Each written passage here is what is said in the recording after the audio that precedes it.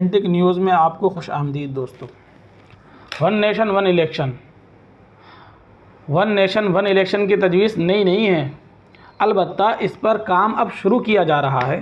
اس پر بیان بازی پہلے بھی ہوتی تھی اور اب کمیٹی کی تشکیل کے بعد کچھ زیادہ ہی ہو رہی ہے۔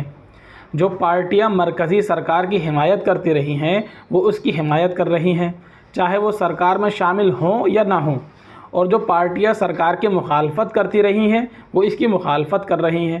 سیاسی لیڈروں اور پارٹیوں کے بیانات دونوں طرح کے آ رہے ہیں۔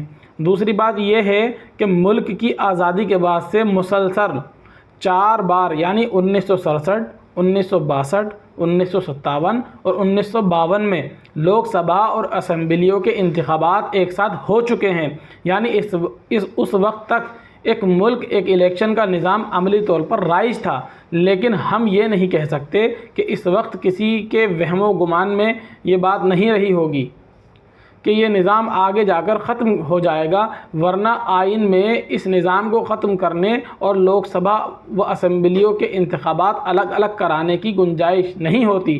سال 1968 یا 1969 میں کچھ ریاستوں کی اسمبلیاں تحلیل ہوئیں اور 1971 میں لوک سبھا انتخابات کے پہلے کرا لیے گئے اور اسمبلیوں کو ان کی میعاد پوری کرنے کے لیے چھوڑ دیا گیا، جس کی وجہ سے لوک سبھا اور اسمبلیوں کے انتخابات الگ الگ کرانے کا سلسلہ شروع ہو گیا۔ اب تو حال یہ ہے کہ ہر 3-4 مہینے کے بعد ملک کی کسی نہ کسی ریاست میں الیکشن ہوتا رہتا ہے۔ بیچ میں راجیہ سبھا اور MLC کے انتخابات ہو جاتے ہیں، بلدیاتی اور پنچایت انتخابات الگ ہیں۔ اس طرح سے سال بھر ملک میں کہیں نہ کہیں کوئی نہ کوئی الیکشن ہوتا رہتا ہے۔ الیکشن کمیشن اور انتظامی افسران سال بھر انتخابات میں مصروف رہتے ہیں۔ سیاسی پارٹیاں اور لیڈران بھی انتخابی مہم چلاتے رہتے ہیں۔ اگر 1968-69 میں الگ سے اسمبلی الیکشن نہ کرانے کا کوئی انتظام کر لیا جاتا تو آج پھر سے ون نیشن ون الیکشن کی بحث شروع کرنے کی نوبت نہیں آتی۔ جہاں تک ون نیشن ون الیکشن کی تجویز کی بات ہے تو سب سے پہلے لو کمیشن نے 1990 میں اپنی ایک رپورٹ میں اس کی سفارش کی تھی، لیکن اس پر کسی نے توجہ نہیں دی اور وہ سفارش فراموش کر دی گئی۔ جب وزیر اعظم نریندر مودی نے کئی مواقع پر اس کی پرزور وکالت کی، حتیٰ کہ ایک بار اس پر کل جماعتی میٹنگ بھی طلب کی جس میں اتفاق رائے نہیں ہو سکا، تاہم یہ معاملہ موضوع بحث ضرور بن گیا۔ اب تو بات کافی آگے بڑھ گئی ہے۔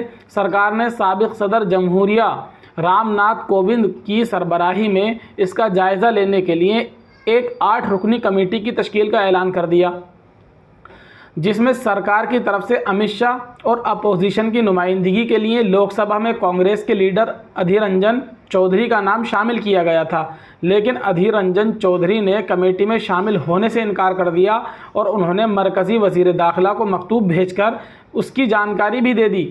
جب اپوزیشن کی طرف سے کمیٹی میں کوئی نمائندگی نہیں رہے گی تو کمیٹی بے معنی ہو کر رہ جائے گی۔ اس حال میں کمیٹی کچھ کرتی ہے تو اپوزیشن پارٹیوں کو اور بھی بولنے کا موقع ملے گا اور وہ سرکار پر منمانی کا الزام لگا سکتی ہے۔ اس طرح ون نیشن ون الیکشن پر کام کی ابتدا ہی متنازع ہو گئی۔ ویسے بھی یہ کام کسی چیلنج سے کم نہیں کہ جب حکمران طبقہ اور اپوزیشن پارٹیوں کی رائے بالکل مختلف ہے تو ان میں اتفاق رائے کیسے پیدا کیا جائے۔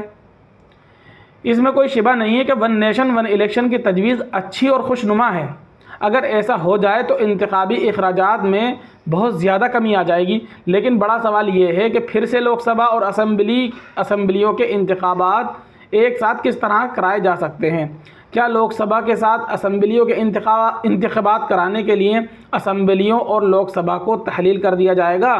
پھر جب لوک سبھا اور اسمبلیوں کی میعاد 5 سال مقرر ہے اور اس سے پہلے بھی ان کو تحلیل کیا جا سکتا ہے تو ون نیشن ون الیکشن کا نظام آگے کیسے برقرار رہ سکے گا؟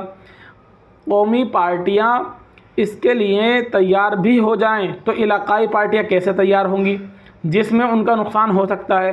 یقیناً دنیا کے کچھ ممالک میں یہ نظام رائج ہے، لیکن کیا وہاں کے سیاسی حالات ہمارے ملک کے سیاسی حالات سے میل کھاتے ہیں؟ اور بھی کئی باتیں ہیں جن کی وجہ سے کہا جا رہا ہے کہ تجویز اچھی تو ہے مگر کئی معنوں میں مشکل اور چیلنجوں سے بھری ہوئی ہے اور سرکار کے لیے اس تجویز پر کام کرنا آسان نہیں ہوگا۔ تو دوستو یہ تھی ہماری آج کی رپورٹ۔ اگر آپ کو اچھی لگی ہو تو پلیز کمنٹ میں اپنی رائے دیں اور سبسکرائب اور لائک اور شیئر کرنا نہ بھولیں۔